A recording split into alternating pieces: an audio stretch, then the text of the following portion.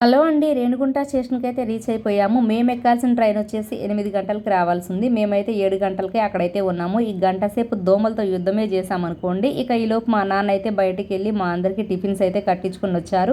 ఇక మా తమ్ముడు వచ్చేసి మాత్రం అన్నం అయితే తెప్పించుకున్నాడు. ఈ 3 రోజుల నుంచి ఫుడ్ అనేది సరిగ్గా అయితే తీసుకోలేదు మేము.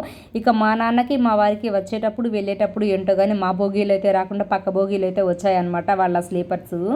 అయినాకగానే పిల్లలైతే తినేసి పడుకున్నారు. మేము తినే టయానికి మా తమ్ముడైతే మనసు మార్చేసుకున్నాడు. నాకు అన్నం వద్దు, చపాతీ కావాలని. ఇక నేనైతే అన్నం ప్యాకెట్ తీసుకున్నాను.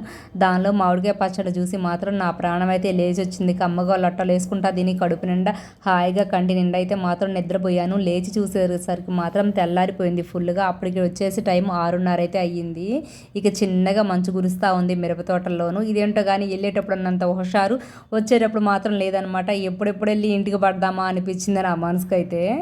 ఆ అమ్మ నాన్న వచ్చేసి నరసరావుపేటలో దిగైతే వెళ్ళిపోయారు. ఇక మా తమ్ముడు వాళ్ళు మేము గుంటూరులో దిగాల్సి ఉంది. ఈ లక్ ఏంటంటే నాది మా ఊరి దగ్గర అయితే మాత్రం కరెక్ట్గా ట్రైన్ అయితే ఆగింది. స్టేషన్కి కాస్త దూరంలోను గబా గబా అయితే మాత్రం దిగేసాము. అందరూ అయితే దిగుతుంటేను ఇక ఇక్కడ వచ్చేసి పాపం మా వారైతే మాత్రం తన చెప్పులు నాకైతే మాత్రం త్యాగం చేశారు. తిరుపతిలో నా చెప్పులు అయితే పోయాయి.